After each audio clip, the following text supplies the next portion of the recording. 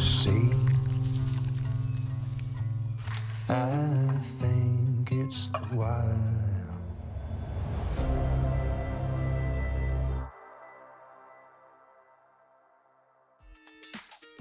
Hola, ¿cómo están? Ay, yo llena de emociones. Justo estaba viendo el tráiler del documental que el maestro de biología nos dejó y me quedé pensando muchas cosas de la relación del ser humano con su entorno.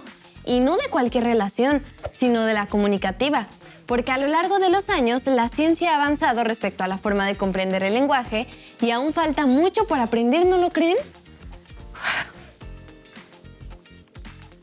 Hola, Vivi, ¿qué andas haciendo? ¡Hola!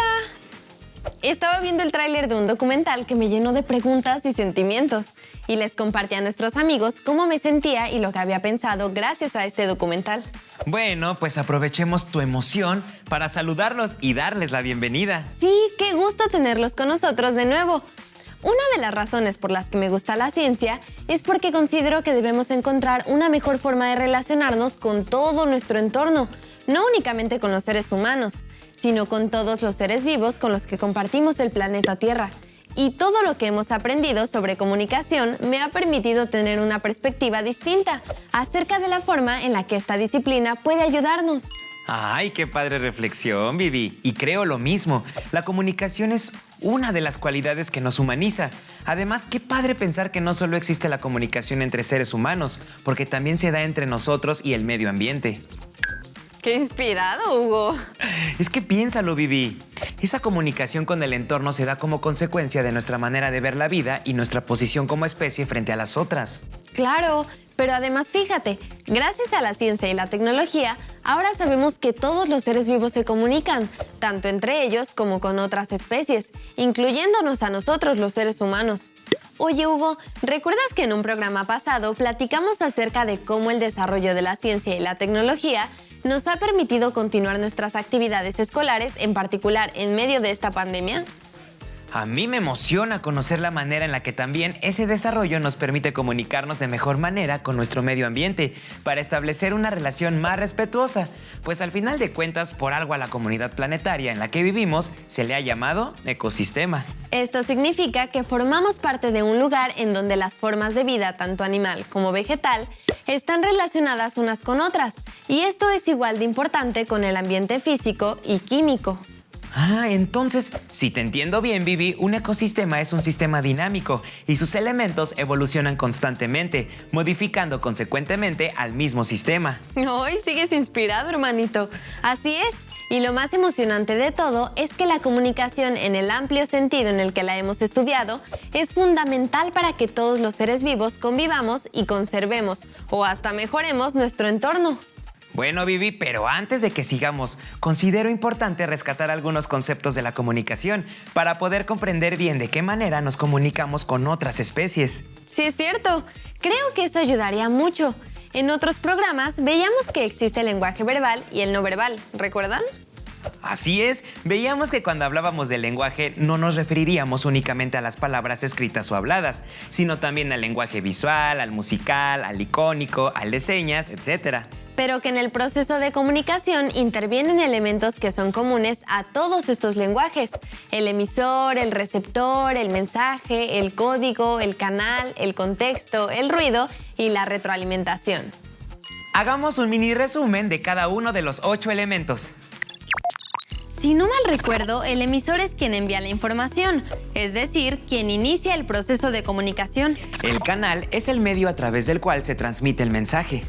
El mensaje es la información que el emisor proporciona y el receptor recibe. Aunque para que esto suceda intervienen otros elementos, pues esa información no se transmite en crudo, por decirlo de alguna manera, sino que el emisor tiene una intención y el mensaje está codificado. ¡Claro! Ya recordé que en el programa pasado el maestro Berlo nos comentaba que la comunicación siempre tiene una intención y que ésta siempre tiene como objetivo alterar la relación entre nosotros y nuestro medio. Y que el mensaje siempre está codificado, pues responde a un conjunto de reglas que permiten que exista como tal. Por ejemplo, el código que estamos usando tú y yo ahora es el idioma español. El contexto es todo aquello que rodea el proceso de la comunicación, es decir, el entorno en el que éste se lleva a cabo. Por último, recordemos que el ruido es toda interferencia que afecta al proceso comunicativo. Pero espérate, ¿un código con los animales y las plantas? ¿Una respuesta de estos hacia nosotros? ¿Suena fantasioso?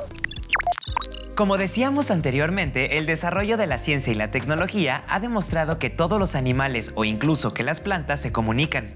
Los animales lo hacen mediante señales bioquímicas, como la secreción de olores, a través de gestos o con sistemas sonoros como los trinos de las aves, el canto de las ballenas o los ladridos de los perros. A pesar de la evidente complejidad de muchas de estas formas de comunicación, los seres humanos tenemos una forma particular de comunicarnos.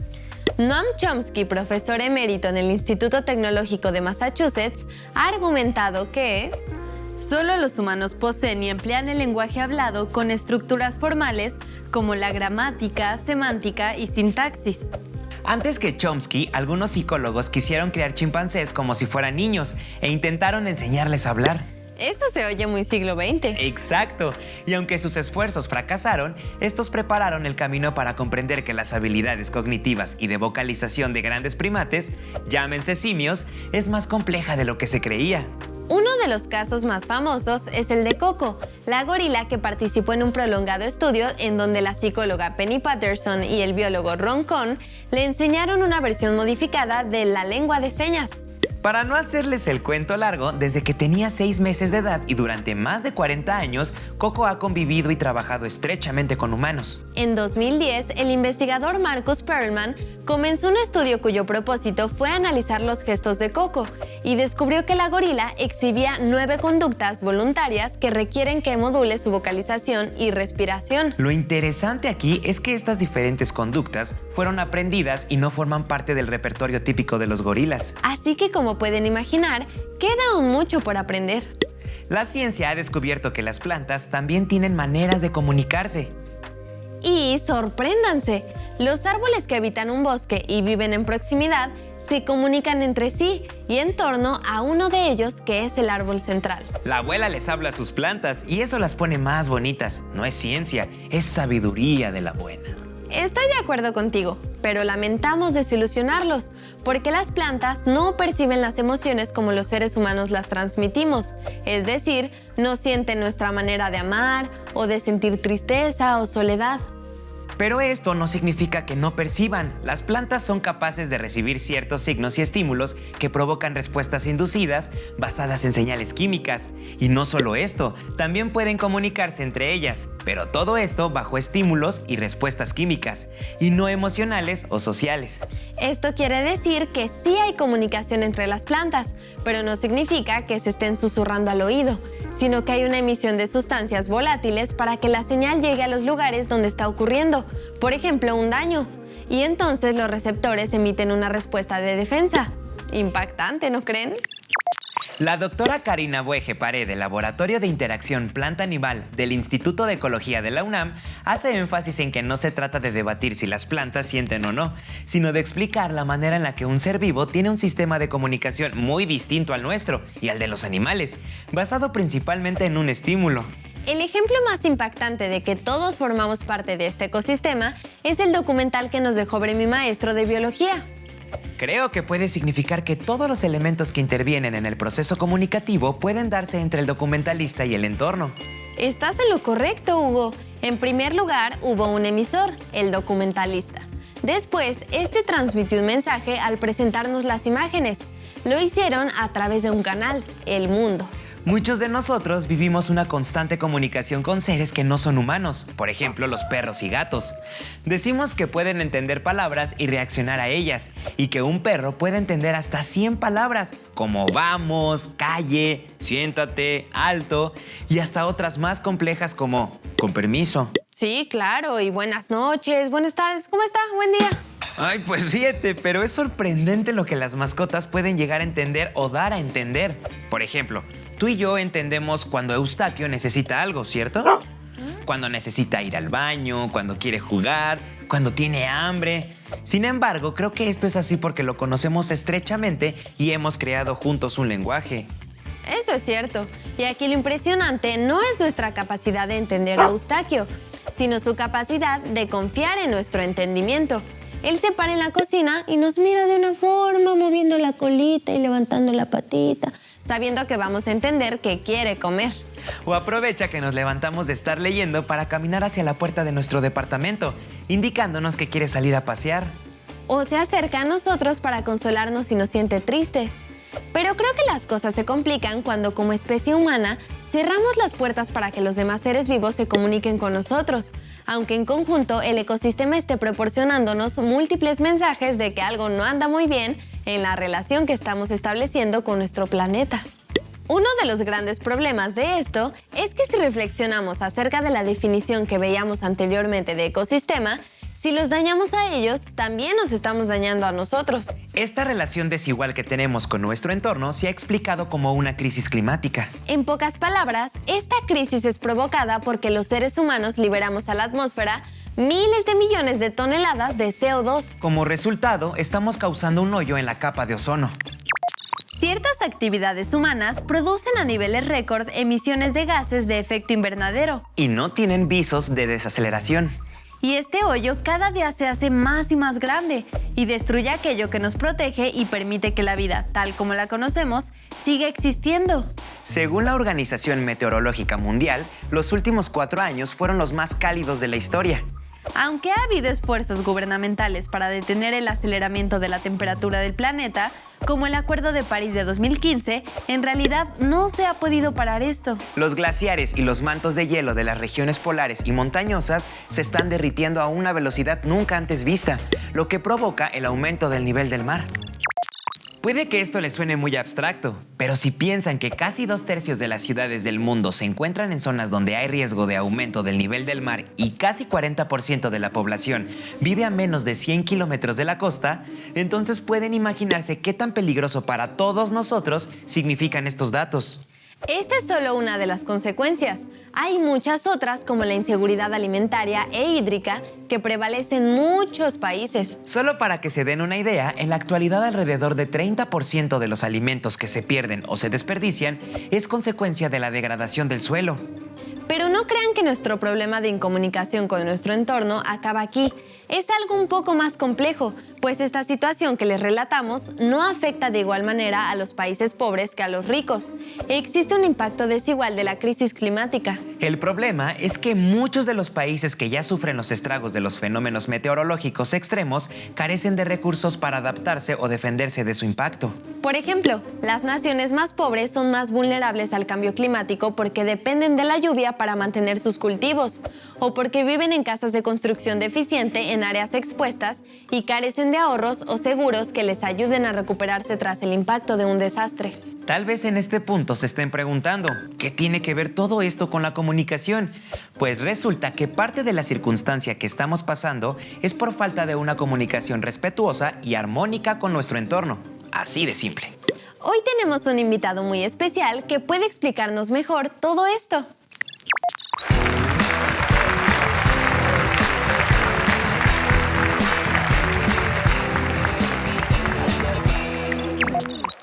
Bienvenidos una vez más a De Preguntones con Científicos.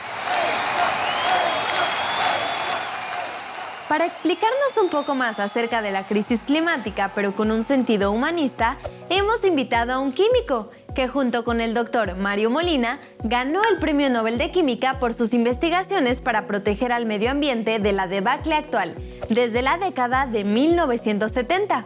Con ustedes, Frank Sherwood Rowland. Roland, Roland, Roland in the river. Qué bonito, ¿eh? Yo creo que me lo voy a llevar a la salida. No, Sí, es ya de me aquí. gustó, ya me ¿Qué gustó. pasó? Bienvenido, señor Rowland, a esta su casa. Agradezco mucho su invitación. Para mí siempre es de agrado y de suma importancia compartir lo que con el paso de los años mi trabajo científico ha descubierto y aportado. ¿Cómo comenzó tu preocupación por la relación humana con el planeta? Pues fíjate que cuando comencé mi carrera científica entendí que los modelos científicos son herramientas para tratar de entender la realidad, pero no tienen que ser literalmente toda la realidad. Hay toda una jerarquía de modelos y algunos son muy útiles, relativamente sencillos y podemos controlarlos. ¿Eso a qué te llevó, doctor?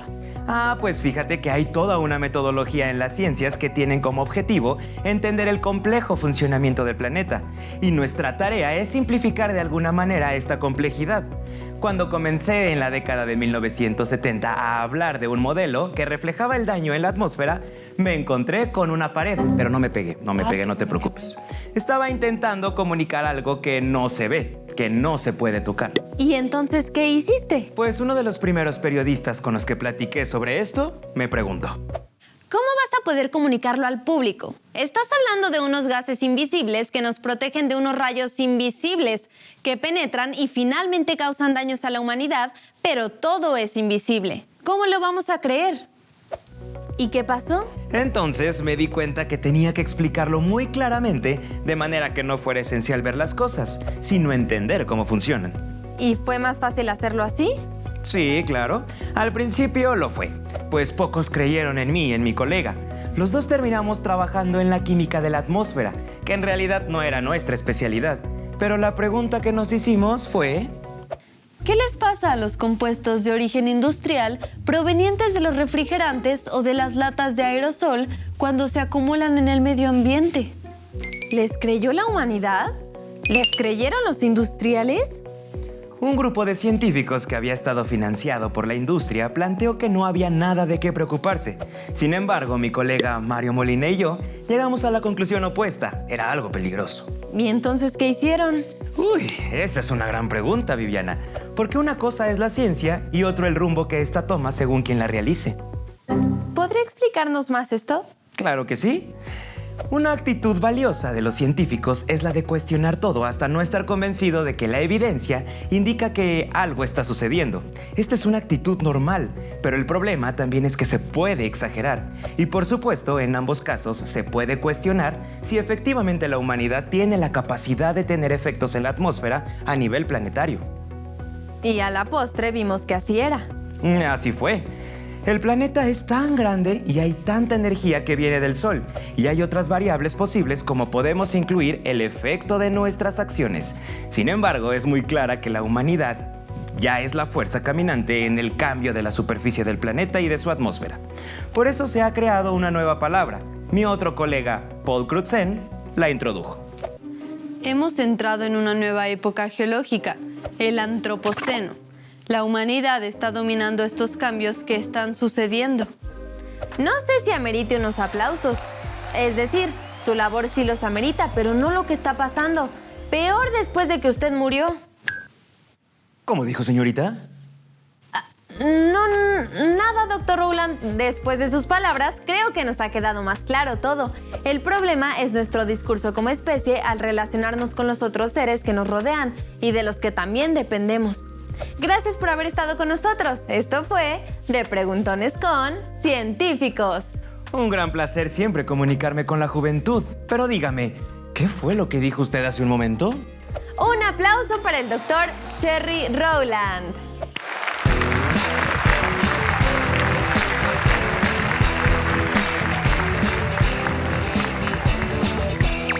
¡Qué aprieto! ¿Decirle al doctor que ya no está con nosotros? También, pero hablo más de las consecuencias de nuestro antropocentrismo y cómo el discurso de superioridad ha afectado a plantas y animales. Y tristemente no se ve para cuándo. Es como si alguien se sintiera superior a otra persona por cualquier motivo. Exacto. El Dr. Sherwood también nos dejó entrever otra cuestión interesante. Ninguna disciplina, incluyendo las más duras como la química, es neutra, pues quienes las hacen tienen un interés concreto y en el caso de las crisis climáticas, creo que incluso en nuestros días sigue habiendo resistencia por parte de muchos gobiernos, más no de sus pueblos, en aceptar la realidad. O damos un giro en nuestras relaciones con los demás seres vivos. O nuestro hogar está en peligro. Pero ahora que ya sabemos todo esto, ¿qué podemos hacer? Fíjate, Hugo, que me acordé de algo que nos explicaban en la escuela el otro día, el efecto mariposa, acuñado por Edward Norton Lawrence, un matemático y meteorólogo. Vamos a ver.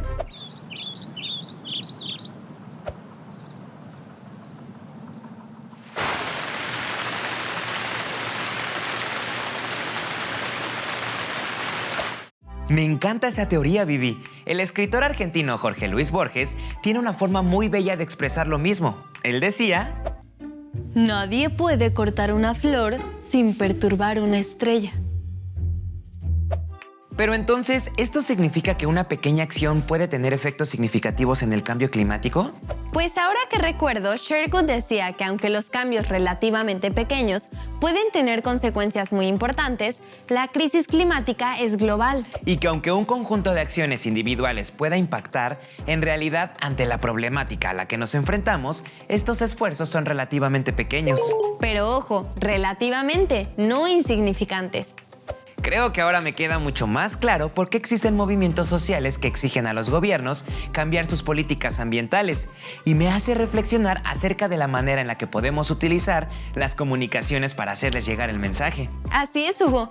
Por eso es muy importante que, aunque no esté completamente en nuestras manos, seamos conscientes de que de nuestra creatividad e intención comunicativa para dirigirnos a nuestros gobiernos, a la sociedad y de nuestros esfuerzos cotidianos, depende el futuro no solo de muchas personas, sino de la vida en el planeta. Ay, Vivi, ya me dejaste entre asustado y con un sentimiento de responsabilidad enorme. Hoy tenemos a un invitado muy especial, Jesús Mendoza. Hola Jesús, muchas gracias por acompañarnos, bienvenido. Hola, espero que estén todos muy bien. Oye, ¿qué opinas de la relación que la humanidad ha establecido con el medio ambiente? ¿Qué es lo que hacían los primeros grupos de humanos?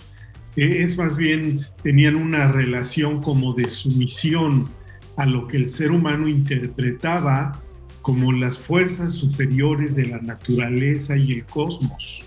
Pero después esto cambió y nos fuimos a una relación en la que el ser humano se convirtió por sus propias pistolas en amo y señor de la naturaleza.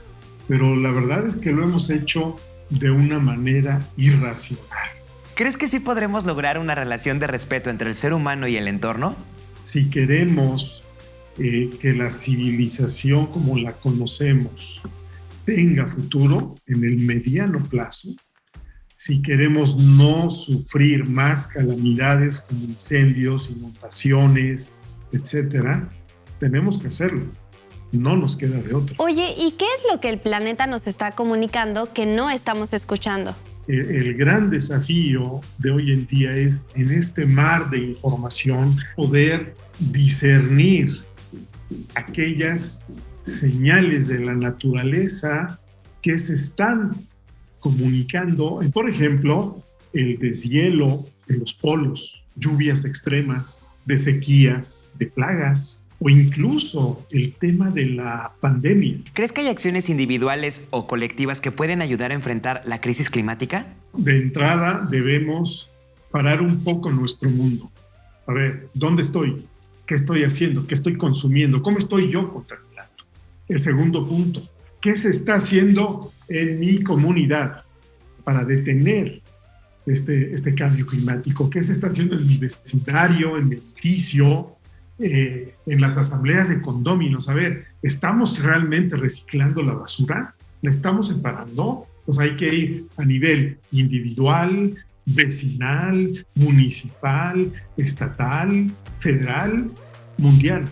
Pensar globalmente, es decir, pensar que el cambio climático es un fenómeno planetario y actuar localmente, actuar en nosotros mismos y en nuestra comunidad. Muchas gracias, Jesús. Fue maravillosa la entrevista. Ha sido un gusto, Viviana, Hugo. A ver, hay que seguir platicando. El problema es tan grave que los jóvenes hoy en día tienen que convertirse en activistas. Cuídate mucho. Bye. Hasta luego. Para terminar, hagamos una reflexión. Piensen un momento y respóndanse. ¿Creen que la especie humana es superior al resto de las especies del planeta? ¿Creen que puede haber una comunicación con animales y plantas? ¿Creen que esa comunicación sería igual que la que pueden establecer dos personas? ¿Creen que el mundo puede mejorar si buscamos más armonía y nos sensibilizamos respecto a otras especies? Gracias por acompañarnos en un programa más de Zamora Vlogs. Esperamos que lo que hayan aprendido hoy les ayude a tomar conciencia, pero sobre todo a actuar en favor de una relación más armónica con el medio ambiente. Pero también, como lo decíamos antes, Que encuentren en la comunicación una de las herramientas más efectivas para hacer llegar el mensaje. Debemos salvar el planeta, pues solo así nos salvaremos todos. Estamos en contacto. Bye.